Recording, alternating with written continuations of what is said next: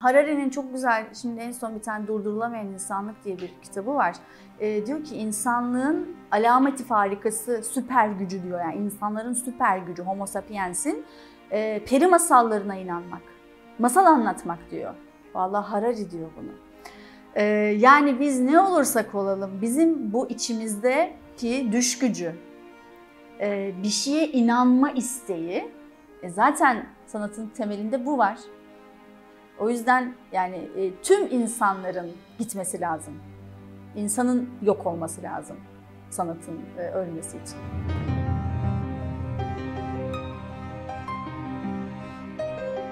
İlk anlattığım masal La Loba. Bu kurt kadının hikayesi. En çok anlattığım masal da odur. Beni hayatta çok etkileyen bir yaşlı bir kadının kurt kemikleri toplayan ve o kurt kemiklerini sonra birleştirip bir dolunay gecesinde kurt kemiklerinin üstüne ellerini koyup bir şarkı söylediği ve o kurt kemiklerinin birleşip sonra yavaş yavaş çok güzel bir birleşme sahnesi vardır. Onun işte etler çıkar, damarlar çıkar, derisi çıkar, tüyleri çıkar, nefes almaya başlar. Ondan sonra koşmaya başlar. Kurt koşar ve koştukça dönüşmeye başlar. Koşarak gülen, kahkaha atan bir insana dönüşür ve hayatına öyle devam eder.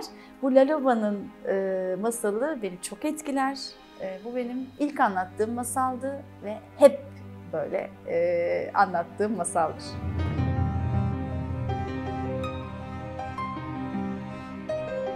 Bazı böyle hikayeler vardır. Çocukluktan beri sahnedeydim, işte ilkokul tiyatrosundaydım, ortaokul şunundaydım falan diye. Öyle bir hikayem yok. Sadece şeyi düşünüyordum. Yani ben ne yapacağımı bilmiyorum ama biliyorum ki insanla ilgili bir şey yapacağım. Ama ne olduğunu bilmiyorum. Yani psikoloji okuyabilirim ama bilmiyorum okur muyum? Öyle mi olur, böyle mi olur? Ve şöyle bir huyum var. O zamandan beri hala da var. Bir şeyde kararsızsam o şeyi yapmıyorum. Bekliyorum bir karar alana kadar ya da bir şey netleşene kadar. O zaman da öyleydi ve liseyi bitirdikten sonra bir tiyatro kursu açılmış diye duyduk. Ben de oyalanayım, hani nasıl olacak bir merak edeyim diye oraya gittim. Yani 17 yaşından beri aslında hayatımın içinde tiyatro var. Masalcı bir masal anlatır, dinleyen herkes kendi masalını yaratır. Kendi masalımızı yaratabilmek için masal diyarına gitmemiz gerekir. Masal diyarına gidebilmek için de bir masal kapısından geçmemiz gerekir. 2012'de benim kızım doğdu. Şimdi o sırada yani benim o hamilelik sürecimde sahneden uzaklaşmamla, hayatımda bir es verilmesiyle birlikte yavaş yavaş hayatıma çocuk edebiyatı daha yoğun bir şekilde girmeye başladı. Daha önce de çocuklarla çalıştığımdan yani pek çok kitap okuyordum zaten, biliyordum ne var, çocuklar neyi seviyorlar ama kendi çocuğum olacağı için ve böyle daha heyecanlı acaba hangi kitaplar? Bir de tam böyle 2012-13 yıllarında bu kadar çok çocuk kitabı yoktu. İllüstrasyonlar böylesine harikulade değildi. Belki de biz bilmiyorduk yani böyle bir basılı materyal çok yoktu. O olaylara daldım. Ya neler var okuyayım çocuğuma, doğacak neler seçeyim derken Asya doğdu. Daha küçüklükten yani daha çocuk gözlerini açamıyor. Ben ona hikaye kitapları okuyorum. Sonra bir süre sonra şöyle oldu. Hayatımda masalların olmadığını fark ettim. Yani kitaplar var, her zaman var. Ama masal yok. Yani ben hiç çocuğuma masal anlatmamışım. Ben de adı masal olan bir şeyle büyümemişim. Bu kadınlar gümüş bedenleriyle, upuzun simsiyah saçlarıyla, simsiyah gözleriyle öyle güzellermiş ki her dolunay gecesinde o kayanın üstüne çıkarlar, dans ederler, şarkılarını söylerler, gülerler ve eğlenirlermiş. 2013 yılında Şirince'de bir masal festivali olmuş. Ben onu bilmiyorum. Yani orada değildim o sırada ama bunları duyuyorum. İşte yurt dışından insanlar gelmiş, ülkemizde masal anlatan insanlar varmış. Acaba bunlar nedir falan diye meraklanmaya başladım ve araştırmaya başladım. Bu işler nasıl yapılıyor? Bu dönemde de yani bütün bu süreçte de yüksek lisans yapıyorum yine tiyatroda. Yüksek lisansımın da tam olarak derslerim bitmiş, tezimi seçmem lazım, derinleşmem lazım ve masal anlatıcılığı ilgimi çekmeye başladı.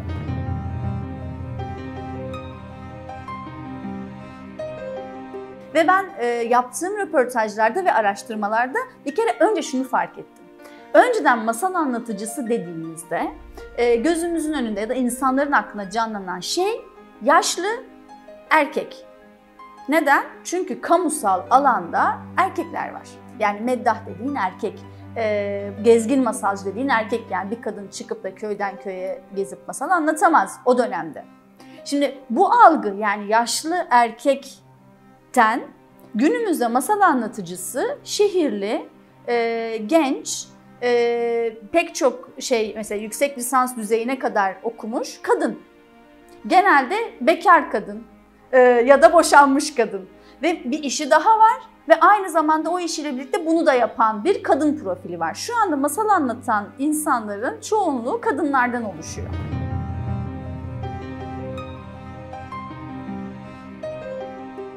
Dedim ki ben acaba bunu bir iş olarak yapabilir miyim? Bir meslek olarak yapabilir miyim? Yani bu oyunculuğa benziyor, tiyatroya benziyor, sahne sanatına benziyor.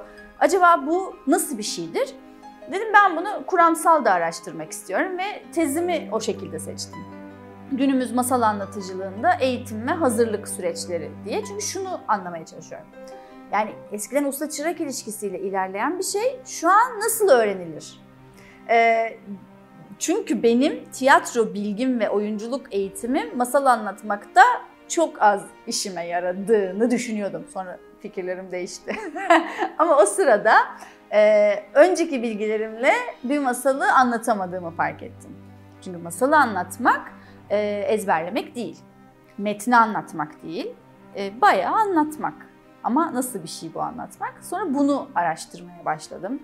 Röportajlar yaptım, işte tezimi yürütüyorum. Bu sırada da kendi kendime deneyler yapıyorum. İşte 1 saat anlatsam nasıl olur? 2 tane kısa masal anlatsam nasıl olur? Biraz şöyle bir tarz hikayeler anlatsam ne olur? İnsanlara, yani buluşmaya başladım, kafelere gittim. Çok kafeye gitmedim. Kitap evlerine gittim. Sonra yavaş yavaş böyle davetler aldım. Ya bizim işte dersimizde masal anlatır mısın? Genelde yetişkinlere anlattım. Çocuklara da anlatıyorum ama daha çok yetişkinlere anlatıyorum. O dönemde öyle başlamıştı zaten. Bir kitap kulübümüz vardı, orada anlatmaya başladım. Ve böyle hayatıma masal anlatıcılığı o noktadan sonra çok yoğun bir şekilde girdi. Ve ben de şunu istedim aslında. Hayatımda bu daha çok yer alsın ve ben o sırada tiyatroda yaptığım işlerimden yavaş yavaş çekileyim. Masalcı bir masal anlatır. Dinleyen herkes kendi masalını yaratır. Masal diyarına gidebilmek için bir masal kapısından geçmemiz gerekir. Bunun için de kendimize bir masal kapısı seçmemiz gerekir. Herkesin masal kapısı kendine özeldir. Bu küçücük bir fare deliği olabilir. Kocaman bir kale kapısı olabilir. Ya da odanızda bir kitabın içinden geçebilirsiniz masal diyarına. Ya da denizde bir girdaptan, çölde bir fırtınadan.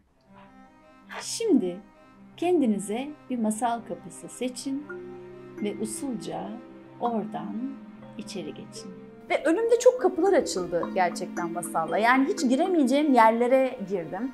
Mesela cezaevlerine gittim. Orada cezaevinde doğmuş olan çocuklara masal anlattım. Ya da oradaki mahkumlara masal anlattım. Şiddet mağduru kadınların yanına gittim. Onlara masal anlattım ki oraya zaten mesela hiçbir adres yok. Oraya yani öyle elinizi kolunuzu sallayıp gidemezsiniz. Ama oradaki deneyimlerim bana çok şey öğretti. Yani farklı farklı gruplarda hikayeler anlattım. Sonra Tayland'a gittik.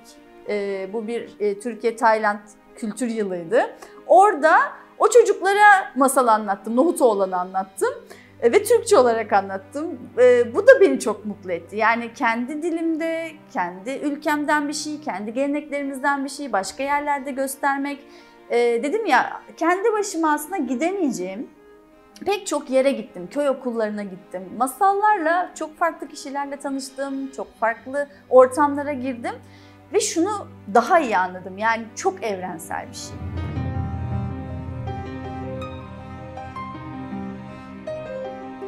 Şimdi ben bu kadın olma mevzusuyla ilgili, kendi kadın oluşumla ilgili bazı gerçeklerin çok yeni farkına vardım. Yani ben başıma gelen pek çok şeyi kendi karakterimden ya da hayata bakışımdan başıma geliyor sanıyordum. Halbuki kadın olmamdan dolayı başıma geliyormuş. Örneğin mesela bir ortama girdiğimde orada daha çok işte erkekler varsa, erkek arkadaşlarım varsa kendimi hep bir adım geride tutma isteği içinde oluyordum. Yani bunu fark ediyordum. Yani ya bir dakika çok da fazla gülmeyeyim, çok da fazla burada sesim çıkmasın, çok da fazla böyle ön plana çıkmayayım, yani böyle bir göze batmayayım falan. Ama ben bunu kendi mütevaziliğimden, ondan sonra ne bileyim, kendi böyle hani böyle de düşünüyorum. Hani bu da böyle eşitlikçi falan bakıyorum göya. Sonra bir fark ettim ki hayır, ya ben kadın olduğum için bunu o kadar içselleştirmişim ki ya bu olay aslında bana çok şey geliyordu. Bunları ben kodlarımın böyle olduğunun farkında değilim. Farkında olmadan bunu yaşamış olmak daha acı. Çünkü bazı şeylerin farkındasın. Kadının toplumdaki yerinin farkındasın, kendi konumunun farkındasın. Bunları bilişsel düzeyde hayata geçiriyorsun ama davranışsal boyutta o kadar da sesim çıkmasın. O kadar da gülmeyeyim şimdi. Tek başıma da buraya gitmeyeyim derken buluyorsun kendini. Bu çok acı.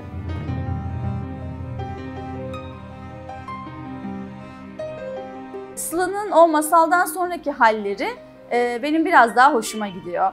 Çünkü tiyatro eğitimi verirken de, oyunlar oynarken de evet sahnede kendimi ifade ediyordum. Bir şekilde oradaydım. Ama ben kendi duygularımı çok ifade edemeyen bir noktadaydım hayatımın o döneminde. Masallarla tanıştıktan sonra masalları kendi söyleyemediğim cümlelerimin, kelimelerimin yerine koymuş olduğumu fark ettim. Kendi atamadığım çığlıkları, kendi söyleyemediğim acılarımı o masalın içinde söyledim.